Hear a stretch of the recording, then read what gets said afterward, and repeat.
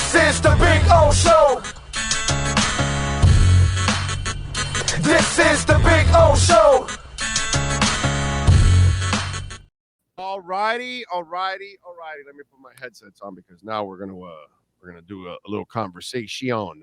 Good morning, Ira. How are you doing, sir? Good to be back home where it's not 110 degrees and my skin is not frying. You could literally have fried an egg on our skin when we were out there in Vegas. And like I wrote the other day, I checked in for the final game. I think it was Wednesday.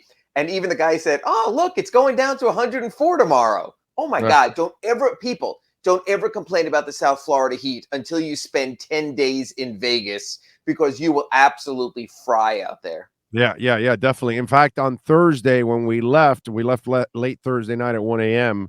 That day, it was a cool 94 because It rained. It actually rained. Yes. And so it really, and then there was cloud cover over Vegas. So it actually brought the temperature way down. And 94 normally is a joke, but because of dry heat, it actually felt all right, actually. Like we walked out, it was crazy. And they said it was, even from Vegas, it was a heat wave. And one day I just decided I was going to go on my 10-mile walk and I sunscreened up and everything. But the reflection from the sidewalk absolutely seared my ankles just because of the reflective sun there. So, yeah, I had to get out, had to get some exercise. But, man, it was brutal. Wow. Just do it inside a gym, dude. Come on, man. On that heat. You're risking all kinds of stuff. All right. So, yes, auto-tune. That's what I was talking about. Anyway, all right. So let's I was talking about this earlier before you came on.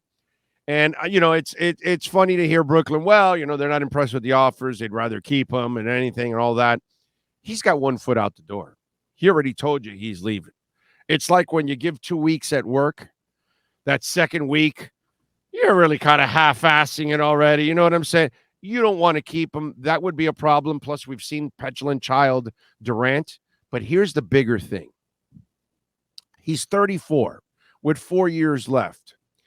There is not going to be a lot of competition for Kevin Durant. And it's not because he's not a great player. Of course, he's a great player. But he's a great player with a very short window. And the only teams that should be smart enough to make any kind of offer is the teams that think they're a Kevin Durant away from a title, because Kevin Durant is not going to go to another team that is a couple of players away, including Kevin Durant, because he's going to look around and say, I'm not going anywhere on this team. Get the hell out of here. I'm not coming here. So in a way, this whole Ayton thing has become the blessing of everything because it kind of takes Phoenix a little bit out of it already. And really, if you look at it deep down, the Brooklyn Nets cannot expect a long line out the door because there aren't a lot of teams that can, one, afford to make the trade, and two, that it makes any sense to make the trade like the Miami Heat. Agree or disagree on that? I agree because, again, the teams that would take a 34-year-old with 4 years left through his 38th birthday are the teams who can't get players in free agency, the Sacramentos, the Indianas, the teams that aren't going anywhere. Those are the teams that take the desperate type reaches because they're not going to get someone in free agency, so they grab someone in a trade. Sacramento going for Sabonis, the Pacers' long shot chance, which never was going to happen with Ayton and wind up sort of screwed there. Here is the Heat's deal for Kevin Durant, and it's debated very strongly internally. And it would involve Bam Adebayo, and that does matter. And so what would happen is the Heat would send Bam Adebayo to Brooklyn. The Nets maybe would or wouldn't want Tyler Hero and would prefer draft choices. So the Heat might have to send out Tyler Hero elsewhere for 2 first-round picks. Now, there are plenty of teams, like I spoke about, who can't get free agents, who have a chance to lock up Tyler Hero to a long-term deal on his rookie scale extension, who might be willing to give up 2 first-round picks, and then the Heat fill in the math from there. So again, you're talking about a 3-team trade. You're talking about an Andy Ellisberg special. I think what the Nets are banking on is this. You mentioned, Big O, how Kevin Durant is 1 foot out the door, is giving his 2 weeks notice, but there's still time. And we've seen one thing with KD. He sways with the wind. It's great to be here. It's awful to be here. Get me out of here. I want to win. I think the Nets are still hoping that in the interim, before they have to do something before the start of September training camp, that Kevin Durant comes back around and goes, you know what? The grass maybe isn't greener on the other side. It looks like Kyrie doesn't need to be vaccinated this year to play in New York because of the mandate in New York City. We're actually pretty good. Maybe this is good as it gets. So I think what the Nets are doing intentionally, Big O, is slow playing this. Because again, you and I, we talk about the instant gratification, sort of society we live in. It's still late July. There's still plenty of time for all this to play out. It's not like teams that are desperate for Kevin Durant still won't be interested in August or even September. He's a great, great player. Matter of fact, I would put it this way.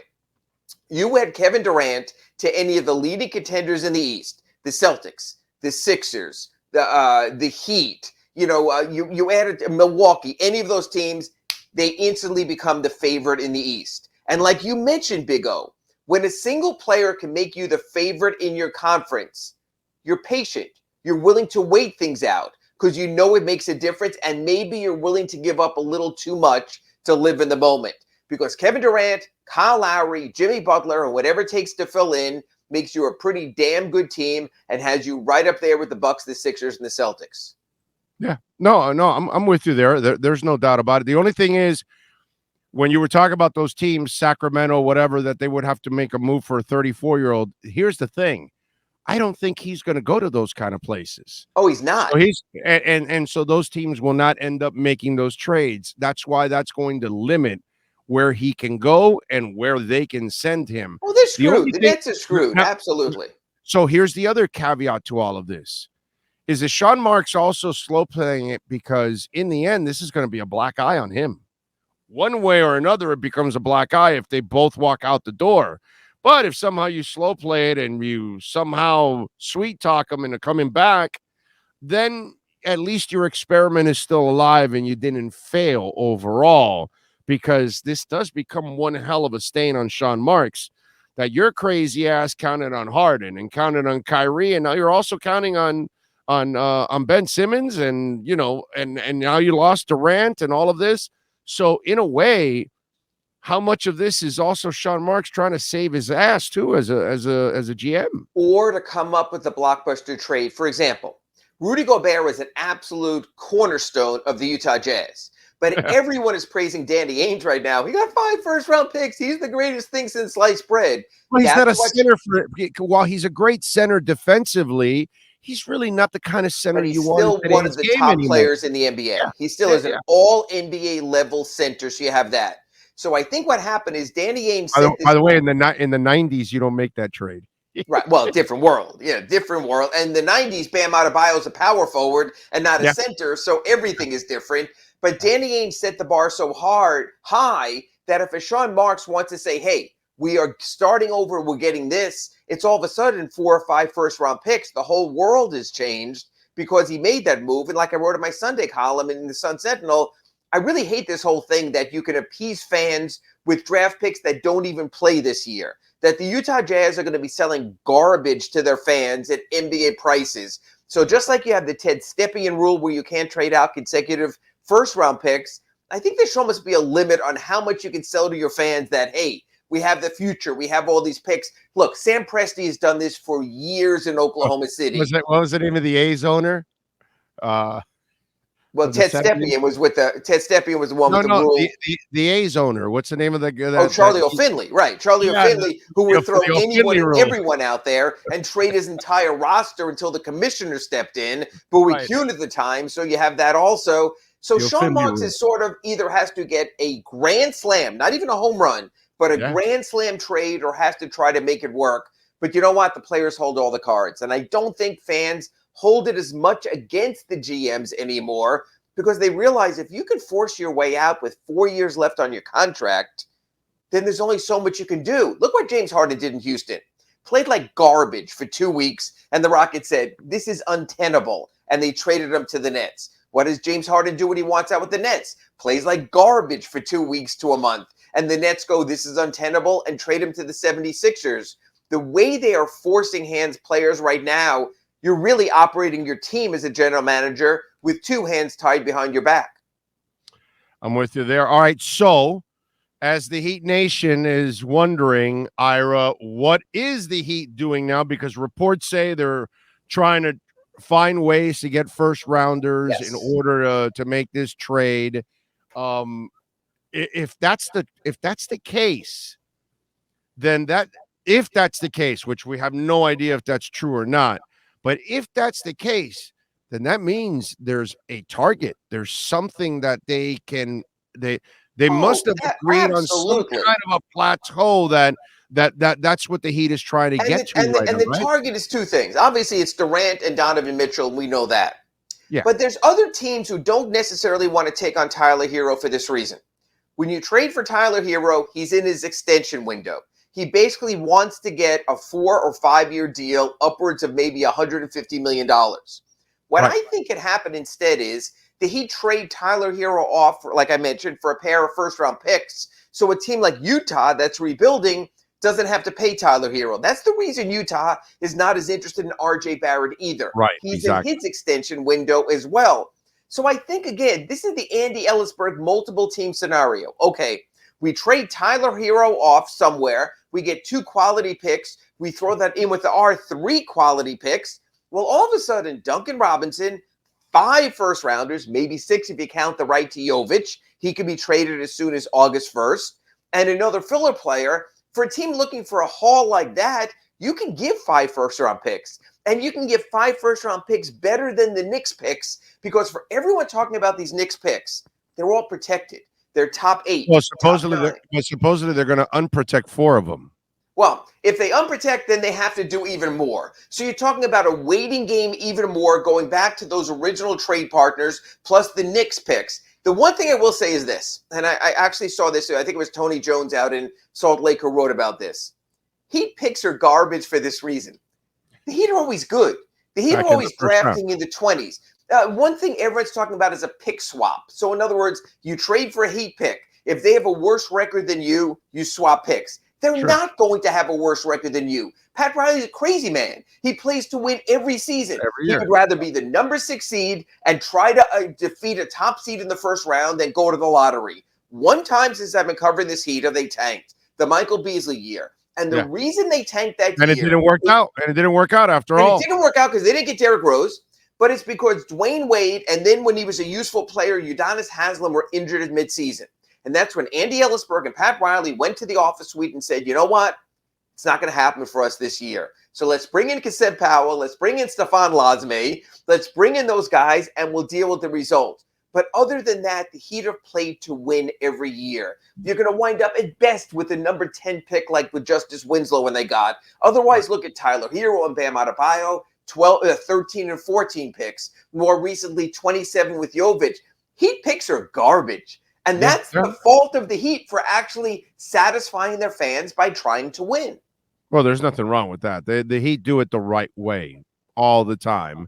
And they win, and they win championships, and they get everywhere. And listen, you can say whatever you want about the Jimmy Butler signing. So far, it's been a monster signing because you've gotten to a finals and you've gotten to an Eastern Conference finals. I know like it's about you said, winning there's the 2 parts title. to that. The signing, terrific. What they gave up at Josh Richardson, Hassan Whiteside, a first-round pick, they came out ahead. The extension when you take Jimmy to his 38th birthday. But again, he's a crazy person. We see him the way he works out. If anyone is going to keep himself in shape, and Dwayne Wade was a contributor at 36 also and kept his body in shape. It's not one of these guys where he used to be fat. And you say to yourself, is he going to go back to that? Great shape. Always those guys, the Antoine Walkers, who will once again be. It's like you and I. You go up, you go down in the weight. It's hard when you get older.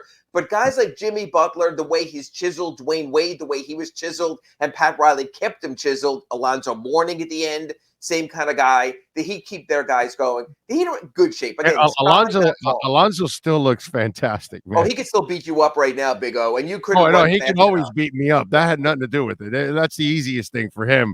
I'm just saying, as you get older, it's harder to keep the weight off. That man looks fantastic, dude. And with the kidney illness and all that and what he's been through and his holistic approach, he's really paid attention to his body. Jesus. And just to see Zoe in good health is very meaningful. I agree. Yeah, dude. It's fantastic to see the kind of shape that he's in.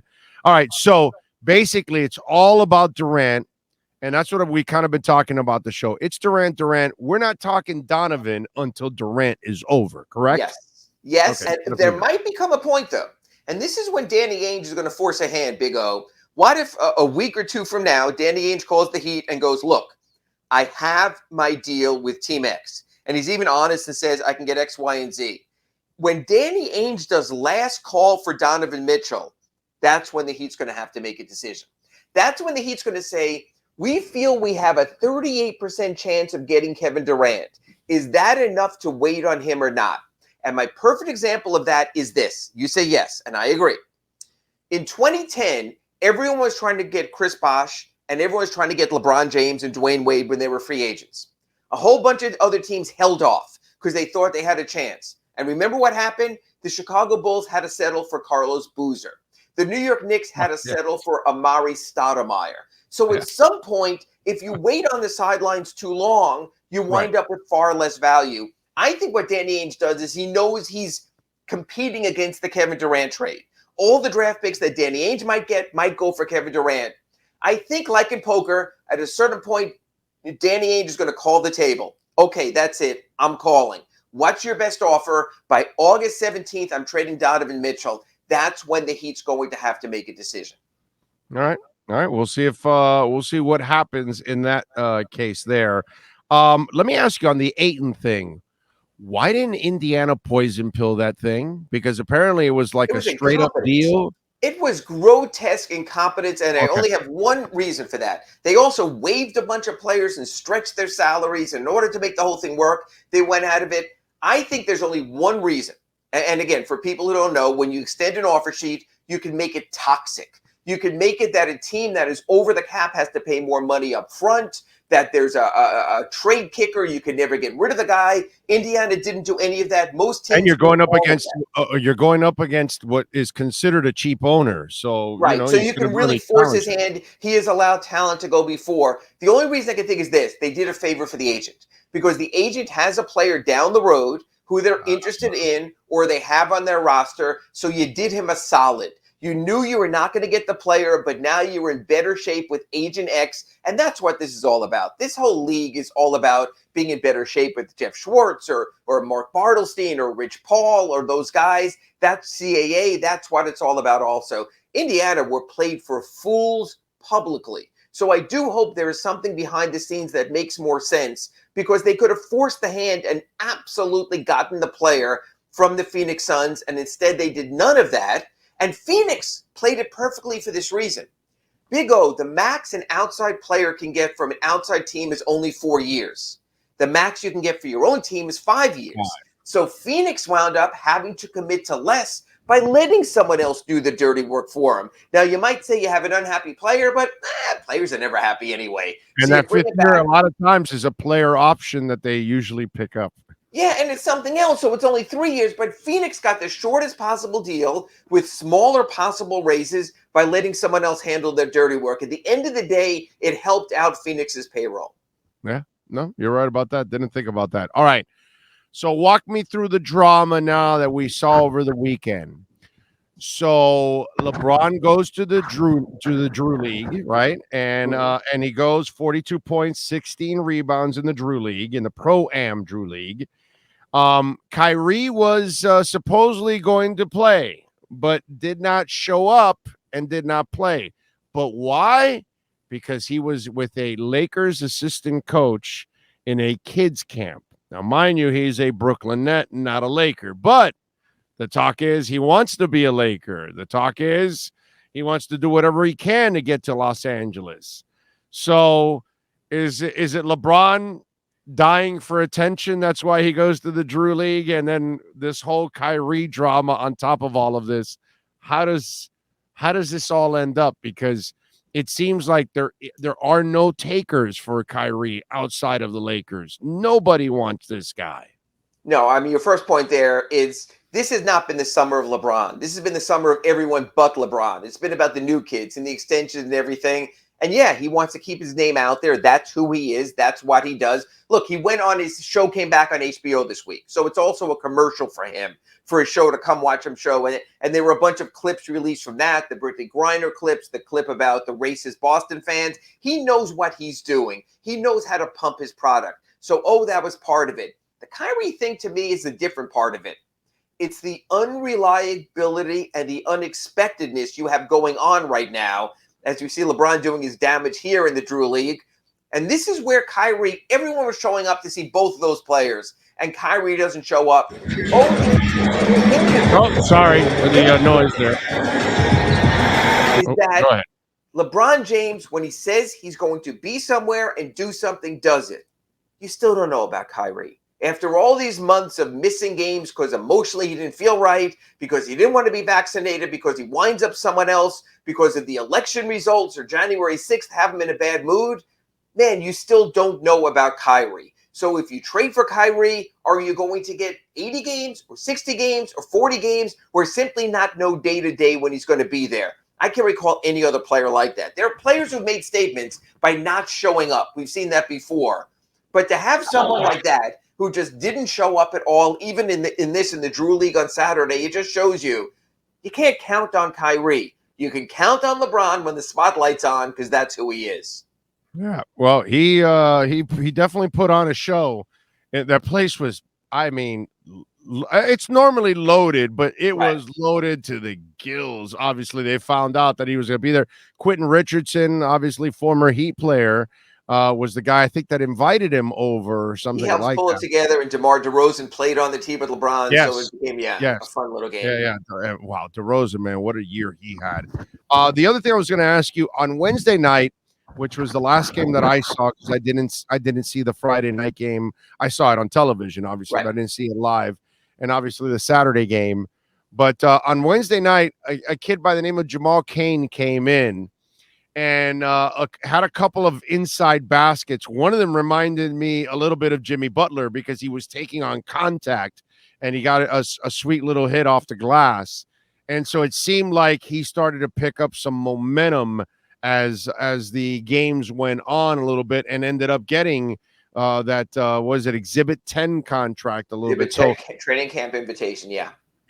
So tell us a little bit about Cain. Is this a kid that is now becoming a little bit of a find for them? Yeah, I like Jamal Cain. He's a two-way player, played at Marquette for 4 years, finished closer to home at Oakland University, was co-MVP of the Horizon League. Sort of the same track as Kendrick Nunn, who started at Illinois, then finished off at Oakland. He's a two-way player. He had a fantastic chase down block in the Saturday game against the Clippers at the end that helped the Heat clinch the game. I think he's good enough for a two-way contract, let alone an Exhibit 10. And I'm going to be very curious about a couple of things. Right now, they redid their two ways, like you and I spoke about when they were out there. They said Michael Mulder and Devontae Smart, not good enough. Goodbye. They added Darius Days, a nice PJ Tucker-looking power forward, 6'7", built like SpongeBob. Maybe he can give him some minutes there, do it by committee with Highsmith, with Martin, with Days. They give the other two-way contract to Marcus Garrett, who is an absolute bulldog, and you and I have spoken about for 2 years, whether he's closer to Beyonce Weber or Patrick Beverly. But I think Jamal Cain is more of a two-way player than Marcus Garrett. Again, Marcus Garrett, for now, has a two-way contract. That doesn't mean any Exhibit 10 can be converted to a two-way. I think Jamal Cain has a decent chance. I think he's a nice, young, athletic prospect who can do things for this team.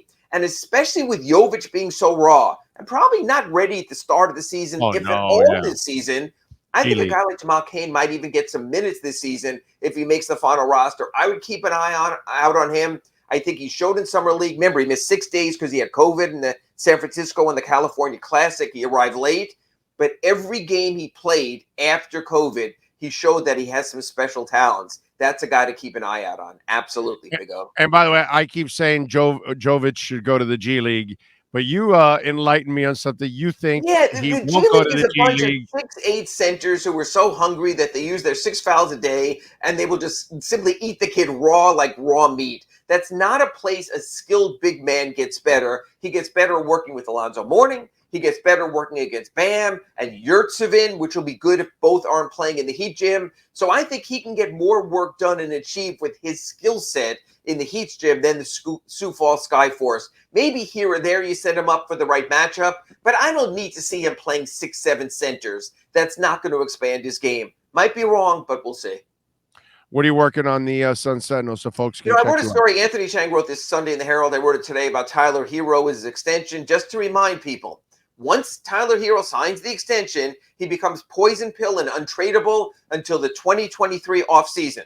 So you have to, I wrote it almost becomes toxic in the trade thing. Again, the Heat's extensions mostly have been done late, closer to the start of the season. Justice Winslow on the eve of the season when he got his in 2019, 2020. Josh Richardson was September of that year. There still is time. I can understand why Tyler Hero wants his money now in the security, but the Heat can't put Tyler in a trade for Donovan Mitchell or Kevin Durant or multiple first-round picks if he gets his extension. All of a sudden, his trade number, instead of a very workable $6 million, becomes $25 million for another team, and that makes it harder. So again, the Heat aren't doing wrong by Tyler Hero. They're just slow playing the common sense element of that. So I wrote about that in the Sun Sentinel, posted today in your paper tomorrow. Follow him on Twitter at Ira Heatbeat and catch his work there at the South Florida Sun Sentinel. Make sure you subscribe and catch him twice a week here doing his thing with the Acura, Pembroke Pines, Miami Heat, and NBA report. Ira, as always, thank you. Appreciate you. Catch you again Friday for another Acura, Pembroke Pines report. Thank you, Big O. Thank you, sir. Appreciate you.